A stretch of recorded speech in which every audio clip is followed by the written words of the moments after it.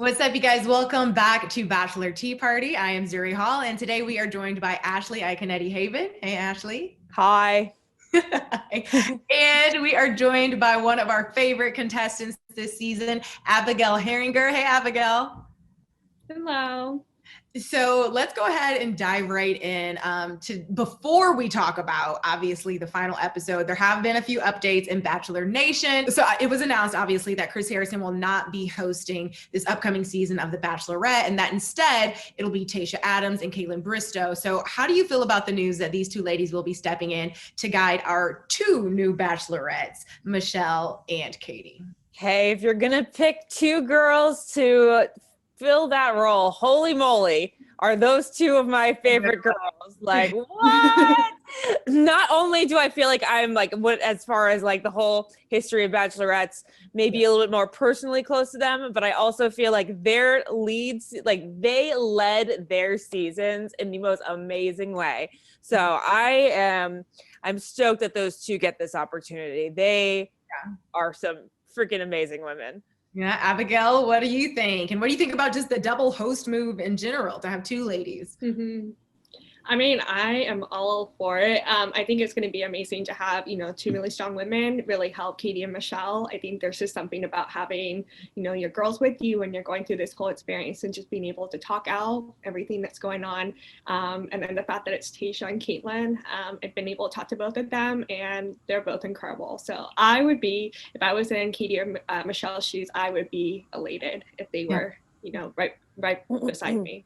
Yeah, I'm excited to see them. They're both strong women, absolutely gorgeous. And just, you're right, Ashley, when it comes to leadership and just being able to lead, it's going to be really great to see them in that role. So I'm excited to see how that plays out. Obviously, we have two Bachelorettes. That's the big news too. How do you feel that these two ladies are going to do, Katie and Michelle? Are you more excited to see one season for a particular reason or another? I'm like, sign me up for both of them. I love them both for very different reasons, but love them equally.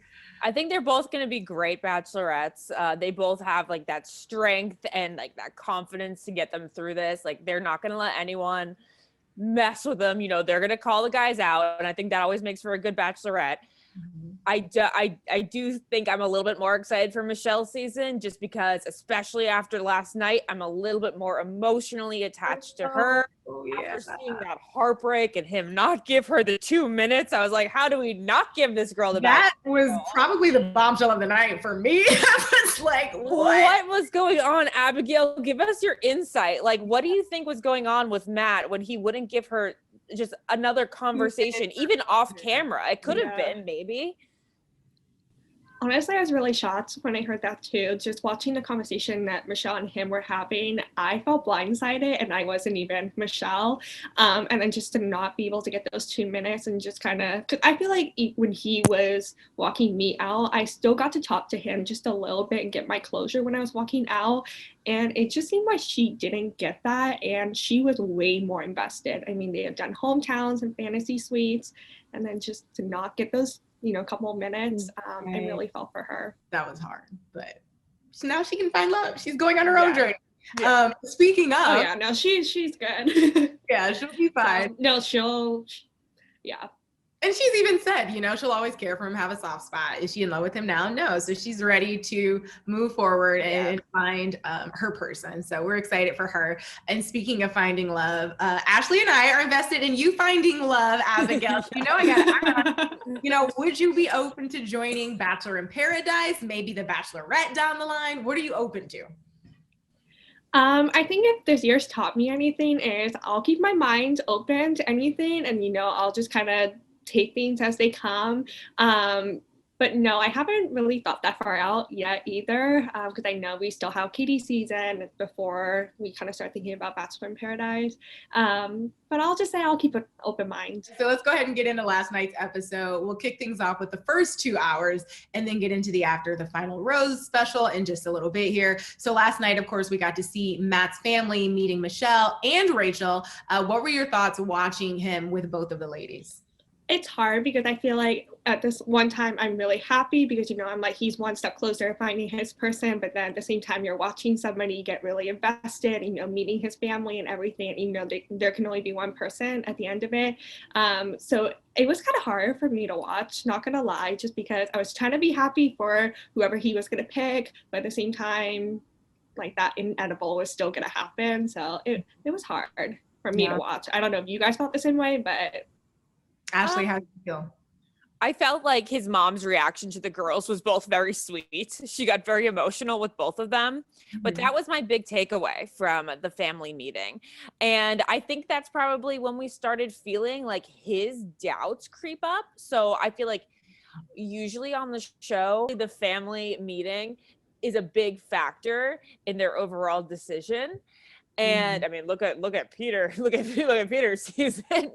But I didn't feel like we got that enthusiasm with Matt. Yeah, I think that's why I felt uncomfortable too, because it just felt like it wasn't like, oh my God, we're meeting the families. Like, I'm excited for what's next. It was almost just looming a little bit. Well, because also his family ended up saying some things to Matt that really made him start to question, like, okay, what am I doing here? So they definitely didn't seem particularly on board with any of this in like a long-term bring on it way.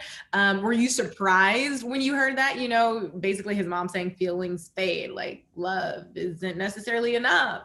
When I heard the feelings fade thing, I was a little confused because I was like, okay, well, like, sure, there's a chance that feelings can fade in every situation. Like, are you just never gonna be with somebody with the fear that their feelings may fade? Love is never gonna be safe. I think like that you have to take into mind. But I also like, oh man, I just feel like this is when we start thinking like, does Matt need to like kind of like learn about himself more and get through some things before he's in a relationship?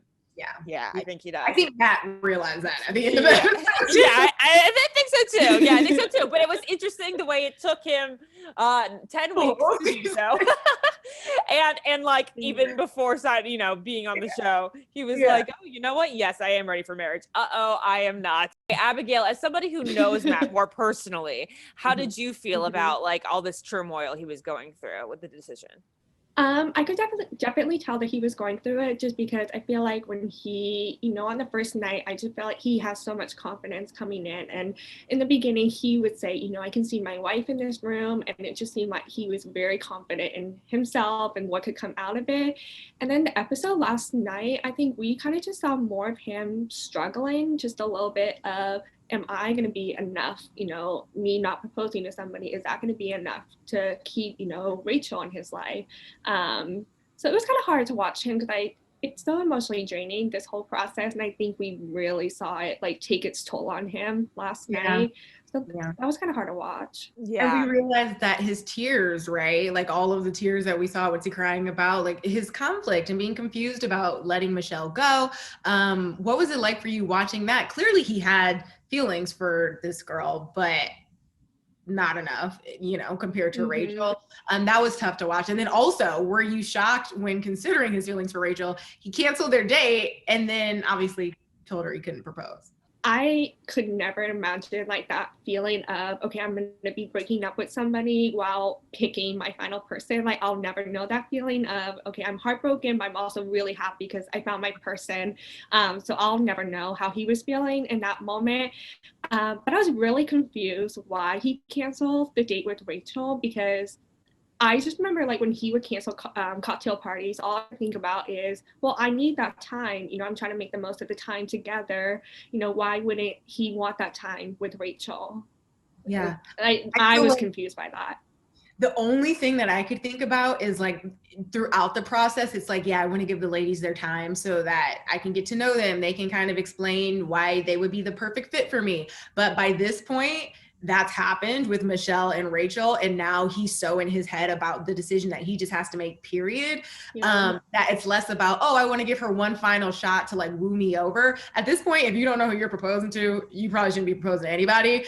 So I feel like because he was so conflicted, it was like, I just need this time to get my head together so I can make sure I feel good about whatever decision I make. Like, I don't want any last minute swaying because I know these women enough to choose. I agree with both of you. I was initially very thrown off by it. Why wouldn't you want the extra time? But then I started thinking about it. Like, now that Zuri said that, now that makes a lot of sense.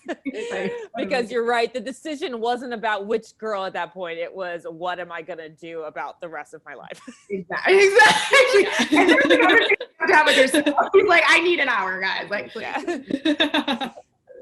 Okay, well, obviously we saw how things played out. Technically, they ended that episode together, but not engaged. And then, of course, we have the after the final rose special, which was hosted by Emmanuel Acho. How do you think Emmanuel did in those shoes? They're big shoes to fill. I think he did great. I think he really dove in right away because I think a lot of people were interested in how a lot of things were gonna be handled, and he really just went for it. I think one of the first things he said was, "We're gonna address this. We're not gonna skirt around it or anything." And I think he was really sensitive too, to the women that were coming through in Matt. I think he was very easy to talk to. I enjoyed him a lot. Yeah, I think he conducted a very fair interview. He definitely asked questions from all sides, and he did have that level of sensitivity, and he did seem very easy to talk to. Apparently the recording lasted 7 hours. I don't know if apparently it lasted 7 hours, whereas comparably, usually after the final rose is a live 40-minute show. So like, wow, there was a lot of content there. And I think, yeah, he conducted a good conversation. Yeah, no, I think he did a good job too, especially considering that it's a big role, and Bachelor Nation was divided on should Chris be there, should Emmanuel be there, who should be there, and so it's already intimidating going into that, and you're new to the franchise, right? Like, obviously he's made a really great name for himself doing important work and having important conversations, but this is a new audience, so I don't envy the weight that was on his shoulders with all of America. Me either. Yeah. And I think he did a good job too. He definitely asked the tough questions while also extending grace to everyone on the stage. How some people answered certain questions, there were a couple moments where I was like, okay, I could have used a follow-up, or like, can you expand on that, particularly when he was talking with Rachel. But overall, I think he did a really great job, especially with what he had to work with, which was a lot of heavy lifting. What did you guys think, before we get to Rachel and Matt, when Michelle came out and, spoke her piece and talked about how she'd come to terms with it? Obviously, we talked about the fact that she revealed Matt didn't really give her closure moment. What did you think about seeing her on the stage? I think that was the biggest takeaway. It was those 2 minutes. Like, I think we're all hung up on that. I know it sounds like a small little tidbit, but it feels like when Joe Jonas broke up with Taylor Swift in a 13-second phone call. I love that Ashley said that. Like, she was literally in the room with Taylor, like, girl, did he just break up with you on a 13-second phone call? Yes, that did happen. That's a pop culture memory of mine that really hits home. Yep. When will it live in our heart? Oh, man. Abigail, what did you think about Michelle and kind of how she handled the aftermath? Honestly, I thought it was super powerful watching her, because I think she was like, yes, I was broken, but I'm fine now. And then she just totally threw shade towards Matt towards the end, which I just laughing so hard. When she was like, maybe moving forward, like, you'll kiss with your eyes closed. Okay, wait, did you have a new phase? Thank you for sharing that. Right. You had a little problem with that. Did you have a little problem with that? Did you? Oh, you did. Why did you have a problem with Ashley? No. Abigail, did you? Did you feel like that was a little too shady? Did I have a problem? You think it was too shady? I feel like the first one was okay because it was like joking, but then when she was like, "Oh, thank you for sharing," I was like, "Oh, this girl did not come like messing around." That's like, it was definitely very shady towards the end. Well, I felt that like Matt was a shell of himself, and she had all the reason to sass him after the lack of 2-minute conversation. Mm-hmm. The whole kissing with your eyes closed thing seemed jokey to me. But then when she said, say something other than thank you for sharing, that kind of like hurt my heart just a little bit, because like, that's the kind of dig that you're like, oh, like I was saying that because like, that was just like something that like, that was something I said to like be kind and like just tell people that I was listening. And I just didn't like that, just because like, I felt like it hurt. I felt like that really hurt him. I don't know. Maybe I'm being overly sensitive. Okay, well, obviously that was the Michelle moment. She's gonna, hopefully find her love on her upcoming season of The Bachelorette.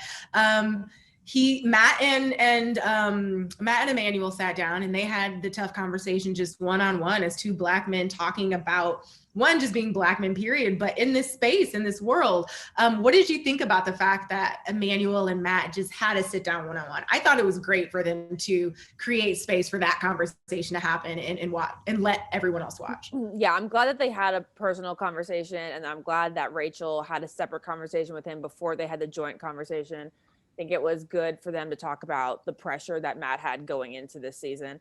And yeah, like seriously, Matt, wow. Like not only did he have the first Black Bachelor shoes to fill, but the fact that he had not gone through this ringer before, I got a lot of empathy in that case. Like this man went from 0 to like 1,000. Yeah. In months. Right. I agree. I feel Go ahead, Abigail. I was just going to say, I just felt like he did a lot of emotional labor this season. So I just cannot imagine how exhausted he must be at this point.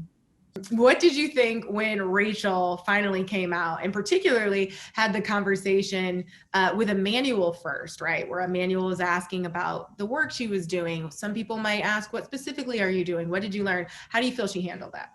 I think she handled it really well. I think the biggest thing I took away was she wasn't pushing the blame on anyone. I think she took full responsibility for the photos that came out, for her lack of education in regards to that.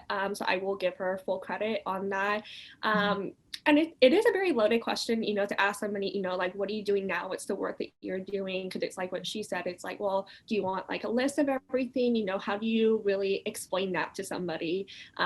Fully in 1 minute, 2 minutes. So I think she handled it really well. I think it's just one of those things like time will tell. I think what she does on the final rose is not going to be an indicator. It's going to be everything that follows after that we'll just kind of have to keep an eye on or, watch for. Yeah, absolutely. I completely agree with Abigail. I do think she handled herself well. I liked how honest she was when Emmanuel asked her like what she was thinking, like was she harboring thoughts about these pictures or past actions while she was dating a Black man, and she was like, honestly, I didn't think about it because it never crossed my mind back then. Like so I appreciated her honesty, and I do feel like I feel like she's doing the work, and I guess time will tell. It's really the only thing to end that on. Yeah, I will say, I do wish, like she had the moment where she was like, I could like list the books and this and that. And I was just on Nick Vile's podcast talking about this exact thing and saying, I believe her when she says like, at the time I didn't know and I didn't know better. I also believe when you know better, you do better. And so moving forward, are we going to see her at an antebellum party? No, like she gets that now, obviously, not to like make light of the conversation, but just to say, she gets that moment. I would have liked for her to expand a little bit. Like when she was like, oh, I could, say the books I'm reading or the shows I'm watching or whatever. As a Black person, I think a lot of us, I know I certainly was like, well, no, you could drop a book title or a podcast or whatever. Like we want to hear, it would have been nice to hear a little bit of the work she's doing. And it's important to note, it's not about that moment because like, it just is what it is. You either apologize and truly learn from it and move forward or you don't. So I don't think you should beat a dead horse. I don't think people should keep like harping on that. She's said her piece and I believe her, but it's more about, okay, understanding the Black experience and moving forward. Like, how are you educating yourself in this space? Especially you're going to be with a Black man. And she brought that up. She said, like, I am in love with you and I came on this show for you and everything that you are, and including you being a Black man. And that you have to commit to the Black experience to commit to a Black person in America, particularly these days. One big one before we wrap up, Chris Harrison, you know, we've talked on this recap show, Ashley, about the fact that we kind of were hoping to see him pop up and see that conversation play out on the national stage, particularly with Emmanuel, who has the uncomfortable with the Black man conversations. What do you think about the fact that he never showed up, or in basically that opportunity was missed? I did not think that he was going to show up. I just had this vibe that wasn't going to happen. But breaking news that I just got from Sam Acho while recording my podcast. Emmanuel is trying to get Chris to do an uncomfortable conversations with a Black man, like on his Instagram, on his YouTube. Yeah. So that may still happen. It's just, of course, up to the higher powers, if you know what I mean. If that happens, yeah. Yes. I hope it does. I wish it would have happened within the franchise, because I feel like this all went down and blew up within the franchise. And so to see that full circle moment would have been nice and would have allowed for, you know, some peacemaking and coming together. So it's a bummer. I think it was a missed opportunity. But at the very least, having it happen with Emmanuel would be great, because I want to hear that conversation. You know, I want to hear what Chris is doing and what he's learning, and I think a lot of people do, and that's certainly a safe space to have the convo, because Emmanuel's so good at navigating those conversations. So fingers crossed for that. I think that's it. Any final thoughts before we wrap up this wild season of The Bachelor? No, I literally was thinking last night, I was like, I feel like the season has been going on forever. I feel like so much stuff has just happened. Now that it's finally over, I feel like I can just finally breathe. I was going to say, it's time to breathe. Yeah, we just got to just like one by one. But at the same time, you guys, it just feels like a very strange ending. Yeah. Like, it just feels like we went through all of that. Nothing. Even before, like, no embrace. Controversy aside, no embrace. Yeah, it was all. We don't even get a hug at the end. This is how this should all end. This season ended with no embrace. No embrace. What a time. I'm just like, what happened the last few months? The more you think about it. Well, that wraps up this season of Bachelor Tea Party for Matt James's season of The Bachelor. Ashley, thank you for joining us as always. Abigail, Thank you for joining us today. Thanks for having me always. Yeah. You guys go check out the Facebook fan page. In the meantime, thank you for having me. Yeah, of course. And soon enough, we'll be able to talk about these 2 new sexy, fabulous bachelorettes, which I'm very excited for. So we'll see you guys soon. Bye. Bye.